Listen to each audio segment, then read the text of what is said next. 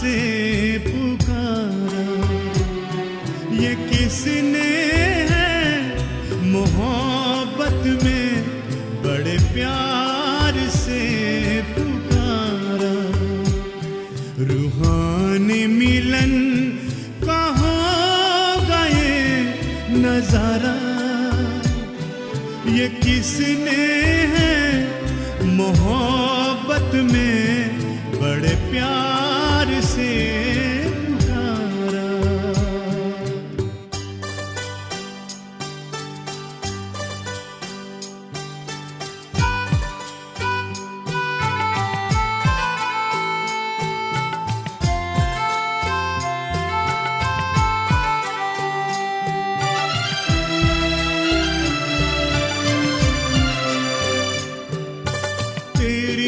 मोहब्बत में बाबा मैंने कई संसार भुलाए, तेरे ही प्यार से बाबा अमृत वेले जगाए।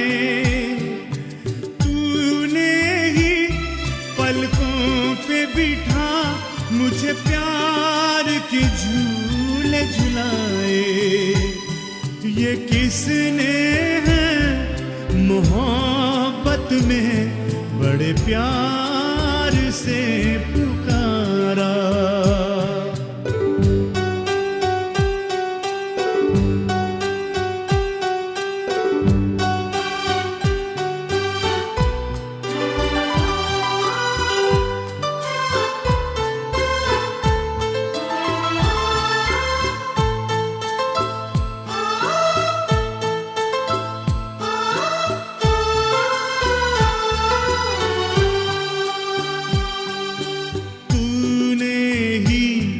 हद से उठा के बेहद में मुझको लाया, जीवन की बगिया को तूने दिव्य गुणों से सजाया। बाबा की छवि से अब रोशन है मेरी काया, ये किसने है मोहब्बत में बड़े प्यार से पुकारा। ये किसने है मोहब्बत में बड़े प्यार से पुकारा। रूहानी मिलन का। ओम शांति। आज 13 दिसंबर 2020, रिवाइज मुरली है 18 मार्च 1987। अव्यक्त बाप दादा के महावाक्य है, सच्चे रूहानी आशिक की निशानियां। आज रूहानी माशुक अपने रूहानी आशिक आत्माओं से मिलने के लिए आए हैं। सारे कल्प में इस समय ही रूहानी माशुक और आशिकों का मिलन होता है। बाप दादा अपने हर एक आशिक आत्मा को देख हर्षित होते हैं। कैसे रूहानी आकर्षण से आकर्षित हो अपने सच्चे माशुक को जान लिया, पा लिया है। खोए हुए आशिक को देख माशुक भी खुश होते हैं कि फिर से अपने यथार्थ ठिकाने पर पहुंच गए। ऐसा सर्व प्राप्ति कराने वाला माशुक और कोई मिल नहीं सकता। रूहानी माशुक सदा अपने आशिकों से मिलने के लिए कहाँ आते हैं? बाबा पूछते कहाँ आते हैं मिलने के लिए? जैसा श्रेष्ठ माशुक और आशिक है, ऐसा ही श्रेष्ठ स्थान पर मिलने के लिए आते हैं। ये कौन सा स्थान है जहां मिलन मना रहे हो? इसी स्थान को जो भी कहो सर्वनाम इस स्थान को दे सकते हैं। वैसे मिलने के स्थान जो अति प्रिय लगते हैं वे कौन से होते हैं? मिलन या फूलों के बगीचे में होता है या सागर के किनारे पर मिलना होता है, जिसको आप लोग बीच कहते हो, समुद्र का किनारा। तो अब कहाँ बैठे हो? बाबा ने पूछा। ज्ञान सागर के किनारे रूहानी मिलन के स्थान पर बैठे हो। रूहानी व गॉडली गार्डन है, अल्लाह का बगीचा है। और तो अनेक प्रकार के बगीचे देखे, लेकिन ऐसा बगीचा जहाँ हर एक दो से ज़्यादा खिले हुए फूल हैं, एक एक श्रेष्ठ सुंदरता से अपनी खुशबू दे रहे हैं, ऐसा बगीचा है। इसी बीच पर बाप दादा व माशुक मिलने आते हैं। वे अनेक बीच देखी, लेकिन ऐसी बीच कब देखी जहाँ ज्ञान सागर के स्नेह की लहरें, शक्ति की लहरें, भिन्न भिन्न लहरें लहराएं, सदा के लिए रिफ्रेश कर देती हैं। ये स्थान पसंद है ना? स्वच्छता भी है और रमणीकता भी है, सुंदरता भी है, इतनी ही प्राप्तियां भी हैं। ऐसा मनोरंजन का विशेष स्थान आप आशिकों के लिए माशुक ने बनाया है, जहां आने से मोहब्बत की लकीर के अंदर पहुंचते ही अनेक प्रकार की मेहनत से छूट जाते हैं। सबसे बड़ी मेहनत नेचुरल याद की वे सहज अनुभव करते हो। और कौन सी मेहनत से छूटते हो? है? बाबा ने पूछा, और कौन सी मेहनत से छूट जाते हो? लौकिक जॉब, नौकरी आदि से छूट जाते हो, भोजन बनाने से छूट जाते हो। मधुबन में सब बना बनाया मिलता है ना। याद भी स्वतः अनुभव होती है, याद करने की भी मेहनत नहीं। ज्ञान रत्नों की झोली भी भरती रहती है। ऐसे स्थान पर जहां मेहनत से छूट जाते हो और मोहब्बत में लीन हो जाते हो, वैसे भी स्नेह की निशानी विशेष यही गाई जाती है कि दो ना रहे, लेकिन दो मिलकर एक हो जाए। तो स्नेह की निशानी बाबा ने कहा दो नहीं, दो मिलकर एक हो जाए, इसको ही समा जाना कहते हैं। भक्तों ने इसी स्नेह की स्थिति को समा जाना व लीन होना कह दिया। वो लोग लीन होने का अर्थ नहीं समझते। लव में लीन होना ये स्थिति है, लेकिन स्थिति के बदले उन्होंने आत्मा के अस्तित्व को सदा के लिए समाप्त करना समझ लिया। समा जाना अर्थात समान बन जाना।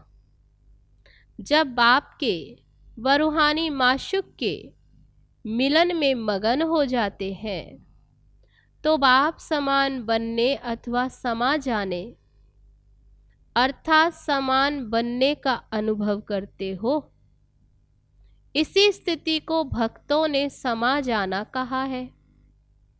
लीन भी होते हो, समा भी जाते हो, लेकिन ये मिलन के मोहब्बत के स्थिति की अनुभूति है।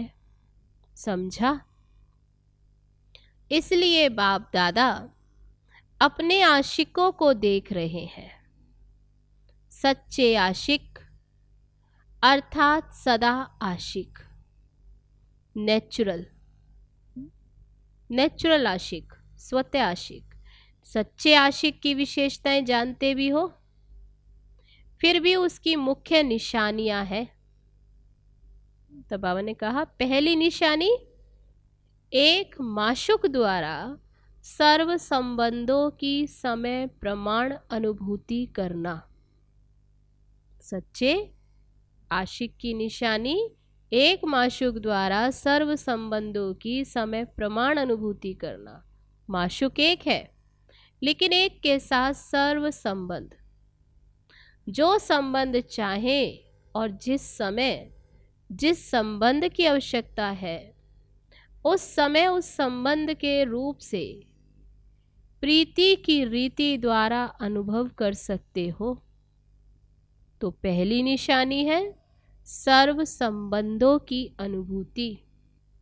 सर्व शब्द को अंडरलाइन करना, सिर्फ संबंध नहीं।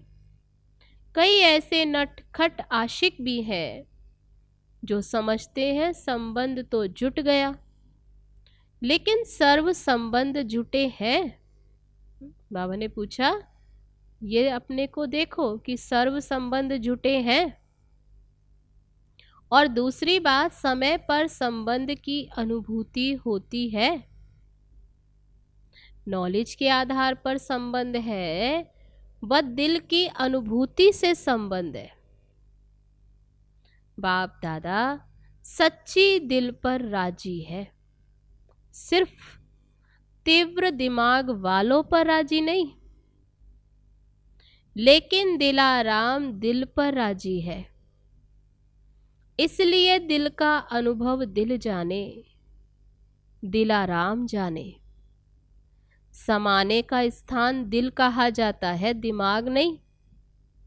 नॉलेज को समाने का स्थान दिमाग है, लेकिन माशूक को समाने का स्थान क्या है? तब बाबा ने कहा माशूक को समाने का स्थान दिल है। नॉलेज को समाने का स्थान दिल नहीं। क्या? बाबा ने कहा नॉलेज को समाने का स्थान दिमाग और माशूक को समाने का स्थान दिल। माशूक आशिकों की बातें ही सुनाएंगे ना। कोई कोई आशिक दिमाग ज़्यादा चलाते हैं, लेकिन दिल से दिमाग की मेहनत आधी हो जाती है। जो दिल से सेवा करते व याद करते, उनों की मेहनत कम और संतुष्टता ज़्यादा होती है।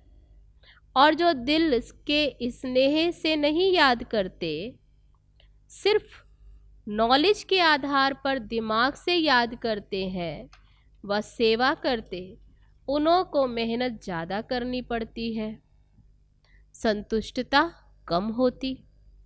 चाहे सफलता भी हो जाए तो भी दिल की संतुष्टता कम होगी। यही सोचते रहेंगे, हुआ तो अच्छा, लेकिन फिर भी करते रहेंगे। और दिल वाले, जो दिल वाले हैं, बाबा कहते दिल वाले सदा संतुष्टता के गीत गाते रहेंगे।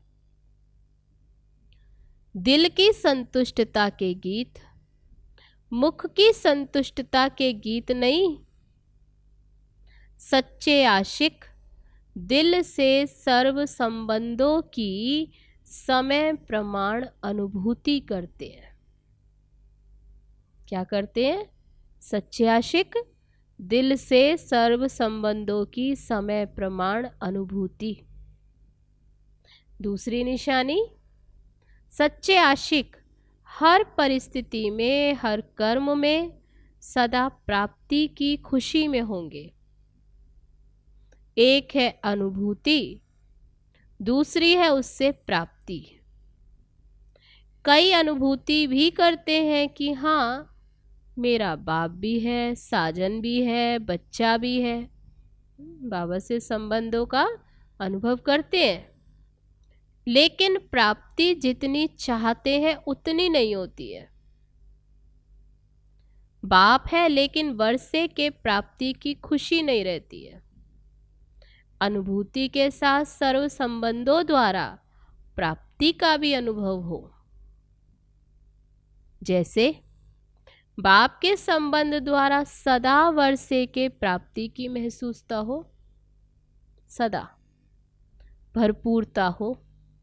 सतगुरु द्वारा सदा वरदानों से संपन्न स्थिति का व सदा संपन्न स्वरूप का अनुभव हो, तो प्राप्ति का अनुभव भी आवश्यक है। वह है संबंधों का अनुभव। ये है प्राप्तियों का अनुभव। कईयों को सर्व प्राप्तियों का अनुभव नहीं होता। मास्टर सर्वशक्तिवान है, लेकिन समय पर शक्तियों की प्राप्ति नहीं होती। प्राप्ति की अनुभूति नहीं तो प्राप्ति में भी कमी है। तो अनुभूति के साथ प्राप्ति स्वरूप भी बने, ये है सच्चे आशिक की निशानी। तीसरी निशानी, जिस आशिक को अनुभूति होती है, प्राप्ति भी है, वे सदा तृप्त रहेंगे, सदा भरपूर। किसी भी बात में अप्राप्त आत्मा नहीं लगेगी। तो तृप्ति ये आशिक की विशेषता है। जहां प्राप्ति है वहां तृप्ति जरूर है। अगर तृप्त नहीं तो अवश्य प्राप्ति में कमी है, और प्राप्ति नहीं तो सर्व संबंधों की अनुभूति में कमी है। तो तीन निशानियां हैं, अनुभूति, प्राप्ति और तृप्ति। सदा तृप्त आत्मा। जैसा भी समय हो, जैसा भी वायुमंडल हो, जैसे भी सेवा के साधन हो, जैसे भी सेवा के संगठन के साथी हो, लेकिन हर हाल में, हर चाल में तृप्त हो। ऐसे सच्चे आशिक हो ना। तृप्त आत्मा में कोई हद की इच्छा नहीं होगी। वैसे देखो तो तृप्त आत्मा बहुत माइनॉरिटी रहती है, थोड़ी। जो तृप्त आत्मा है वह बहुत थोड़ी होती है।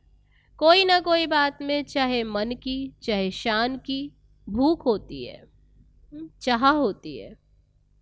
भूख वाला कभी तृप्त नहीं होता। जिसका सदा पेट भरा होता है वह तृप्त होता है। तो जैसे शरीर के भोजन की भूख है, वैसे मन की भूख है। क्या?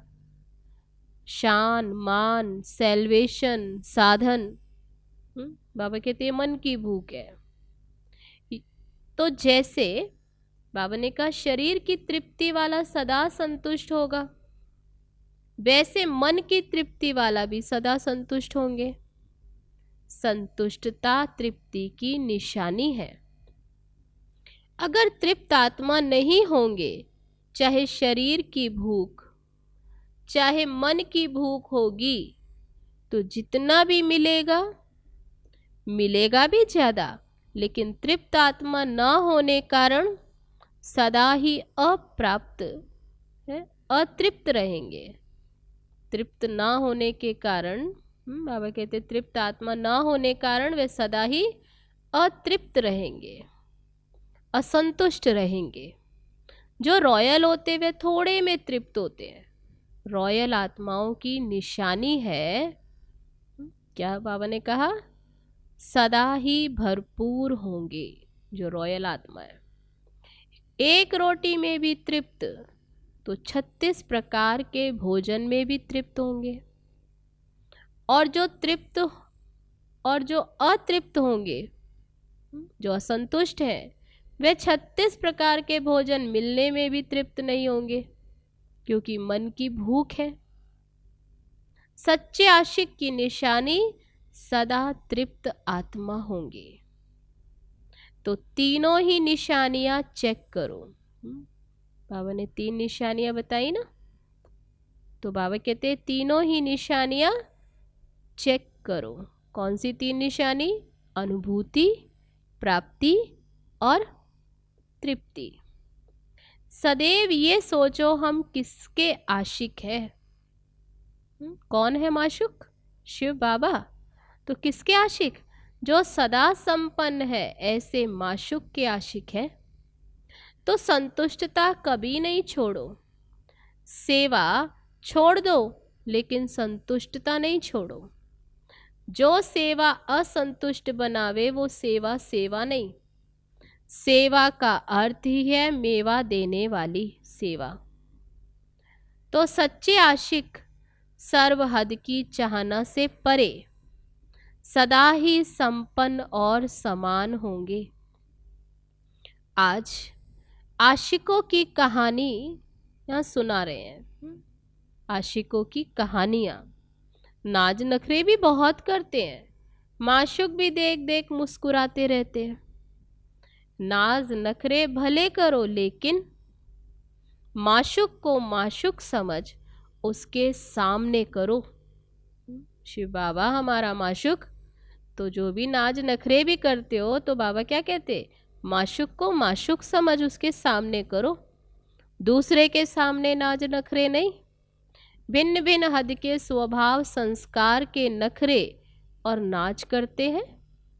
जहाँ मेरा स्वभाव मेरा संस्कार शब्द आता है वहाँ भी नाज नखरे शुरू हो जाते हैं। बाप का स्वभाव सो मेरा स्वभाव, मेरा स्वभाव बाप के स्वभाव से भिन्न हो नहीं सकता। वह माया का स्वभाव है, पराया स्वभाव है, उसको मेरा कैसे कहेंगे। माया पराई है, अपनी नहीं है, और बाप अपना है। मेरा स्वभाव अर्थात बाप का स्वभाव। माया के स्वभाव को मेरा कहना है, ये भी रॉन्ग है। मेरा शब्द ही फेरे में लाता है, अर्थात चक्कर में लाता है। आशिक माशूक के आगे ऐसे नाज नखरे भी दिखाते हैं जो बाप का सो मेरा। हर बात में भक्ति में भी यही कहते हैं ना, जो तेरा सो मेरा, और मेरा कुछ भी नहीं। लेकिन जो तेरा सो मेरा, जो बाप का संकल्प वह मेरा संकल्प। सेवा के पार्ट बजाने के बाप के स्वभाव संस्कार वह मेरे। तो इससे क्या होगा, हद का मेरा तेरा हो जाएगा। तेरा सो मेरा, अलग मेरा नहीं। जो भी बाप से भिन्न है वह मेरा है ही नहीं। तो बाबा ने सीधी सी बात बताई, क्या समझाई, कि जो बाप से भिन्न है वह मेरा नहीं, वह माया का फेरा है। इसलिए इस हद के नाज नखरे से निकल रूहानी नाज, क्या नाज रहे, मैं तेरी हूँ और तू मेरा है। क्या नाज रहे, मैं तेरी और तू मेरा। भिन्न भिन्न संबंध की अनुभूति के रूहानी नखरे भले करो, परंतु ये नहीं करो संबंध निभाने में भी रूहानी नखरे कर सकते हो। मोहब्बत की प्रीत के नखरे अच्छे होते हैं। कब सखा के संबंध से मोहब्बत के नखरे का अनुभव करो, वह नखरा नहीं लेकिन निरालापन है। स्नेह के नखरे प्यारे होते हैं। जैसे छोटे बच्चे बहुत स्नेही और प्योर होने कारण उनके नखरे सबको अच्छे लगते हैं। शुद्धता और पवित्रता होती है बच्चों में। और बड़ा कोई नखरा करे तो वह बुरा माना जाता है। तो बाप से भिन्न भिन्न संबंध के, स्नेह के, पवित्रता के नाज नखरे भले करो। अगर करना ही है तो बाबा कहते भले करो। सदा हाथ और साथ ही सच्चे आशिक माशूक की निशानी है। साथ और हाथ नहीं छूटे। सदा बुद्धि का साथ हो। तब देखो क्या पक्का करना है, साथ और हाथ नहीं छूटे। तो बाबा ने क्या कहा, सदा बुद्धि का साथ हो और बाप के हर कार्य में सहयोग का हाथ हो। एक दो के सहयोग की निशानी हाथ में हाथ मिला के दिखाते हैं ना, तो सदा बाप के सहयोगी बनना, ये है सदा हाथ में हाथ और सदा बुद्धि से साथ रहना। मन की लगन, बुद्धि का साथ, इस स्थिति में रहना। अर्थात सच्चे आशिक और माशूक के पोज में रहना। समझा? वायदा ही ये है कि सदा साथ रहेंगे, है यही वायदा किया है ना। कभी कभी साथ निभाएंगे ये वायदा नहीं है। मन का लगाव कभी माशूक से हो और कभी ना हो तो वह सदा साथ तो नहीं हुआ ना। कभी हो और कभी ना हो तो बाबा कहते वह तो सदा तो नहीं कहेंगे ना, सदा साथ। इसलिए इसी सच्चे आशिकपन के पोजीशन में रहो। दृष्टि में भी माशूक, वृत्ति में भी माशूक और सृष्टि ही माशूक। तो ये माशूक और आशिकों की महफिल है। बगीचा भी है तो सागर का किनारा भी है। ये वंडरफुल ऐसी प्राइवेट बीच सागर का किनारा है जो हजारों के बीच भी प्राइवेट है। हजारों के साथ रहते भी लेकिन प्राइवेट। हर एक अनुभव करते हैं मेरे साथ माशूक का पर्सनल प्यार है। हर एक को पर्सनल प्यार की फीलिंग प्राप्त होना, यही वंडरफुल माशूक और आशिक है एक माशूक लेकिन है सबका। सभी का अधिकार सबसे ज्यादा है। कोई कहे मेरा, तो बाबा ने कहा सभी का अधिकार सबसे ज्यादा, हर एक का अधिकार है। अधिकार में नंबर नहीं है, अधिकार प्राप्त करने में नंबर हो जाते हैं। तो सदा यह स्मृति में रखो कि गॉडली गार्डन में हाथ और साथ दे चल रहे हैं। ये अल्लाह का बगीचा जहाँ हम आशिक और माशूक हाथ और साथ दे चल रहे हैं या बैठे हैं। रूहानी बीच पर हाथ और साथ दे मौज मना रहे हैं तो सदा ही मनोरंजन में रहेंगे, सदा खुश रहेंगे, सदा संपन्न रहेंगे। अच्छा, ये डबल विदेशी भी डबल लक्की हैं। अच्छा है जो अब तक पहुंच गए। आगे चल क्या परिवर्तन होता वह तो ड्रामा, लेकिन डबल लक्की हो जो समय प्रमाण पहुंच गए हो।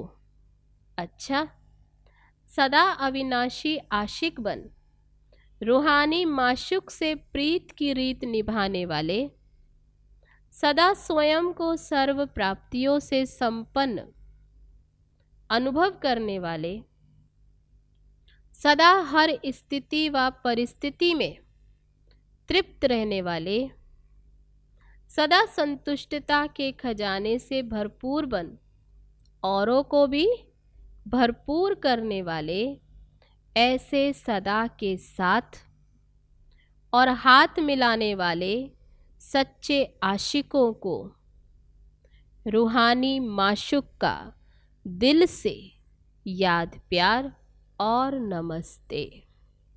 हम रूहानी बच्चों की रूहानी बाप दादा को नमस्ते नमस्ते। ओम शांति। अब है आज का वरदान। सदा श्रेष्ठ और नए प्रकार की सेवा द्वारा वृद्धि करने वाले सहज सेवाधारी भव। संकल्पों द्वारा ईश्वरीय सेवा करना, ये भी सेवा का श्रेष्ठ और नया तरीका है। जैसे जवारी रोज सुबह अपने हर रतन को चेक करता है, जोहरी हर रोज अपने रत्नों को चेक करता है कि साफ है, चमक ठीक है, ठीक जगह पर रखे हैं। ऐसे रोज अमृत वेले अपने संपर्क में आने वाली आत्माओं पर संकल्प द्वारा नजर दौड़ाओ। जितना आप उन्हों को संकल्प से याद करेंगे उतना वह संकल्प उन्हों के पास पहुंचेगा। इस प्रकार सेवा का नया तरीका अपनाते वृद्धि करते चलो। आपके सहज योग की सूक्ष्म शक्ति आत्माओं को आपके तरफ स्वतः आकर्षित करेगी। तो आज का वरदान, सदा श्रेष्ठ और नए प्रकार की सेवा द्वारा वृद्धि करने वाले सहज सेवाधारी भव। अब है आज का स्लोगन, बहानेबाजी को मर्ज करो और बेहद की वैराग्य वृत्ति को इमर्ज करो। बहानेबाजी को मर्ज करो और बेहद की वैराग्य वृत्ति को इमर्ज करो। अच्छा, तो ये थे आज के अव्यक्त बाप दादा के महावाक्य जो अभी हम सब ने सुने। सच्चे रूहानी आशिक की निशानियाँ। अच्छा, ओम शांति। चलो बाबा की याद। मन के पाप धुल गए हैं, मन के पाप धुल गए हैं, आत्मा चमक गई है। मन के पाप धुल गए हैं, आत्मा चमक गई है। गुण ही गुण भरे हैं, खुशबू महक रही है। गुण ही गुण भरे हैं, खुशबू महक रही है। मन के पाप धुल गए हैं।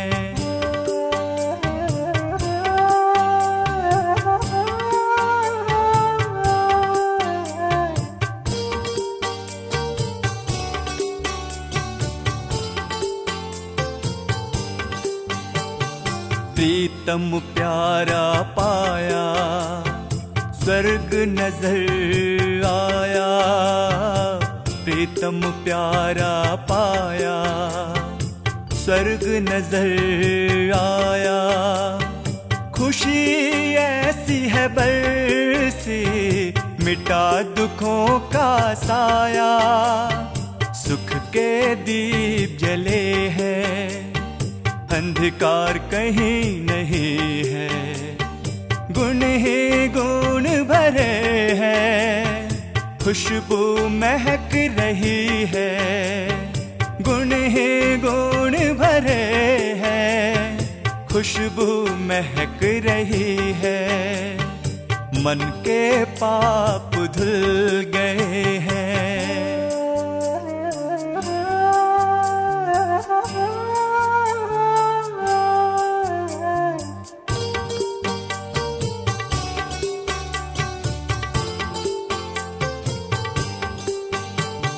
जग में हुआ सवेरा, जब से हुआ तू मेरा। जग में हुआ सवेरा, जब से हुआ तू मेरा। ज्ञान का शंख बजाया, टूटा माया का घेरा। तेरे अमृत के झरने फूटे तो आज कही है। गुण ही गुण भरे हैं, खुशबू महक रही है। गुण ही गुण भरे हैं, खुशबू महक रही है। मन के पाप धुल गए हैं, आत्मा चमक गई है। मन के पाप धुल गए हैं, आत्मा चमक गई है। गुण ही गुण भरे हैं, खुशबू महक रही है।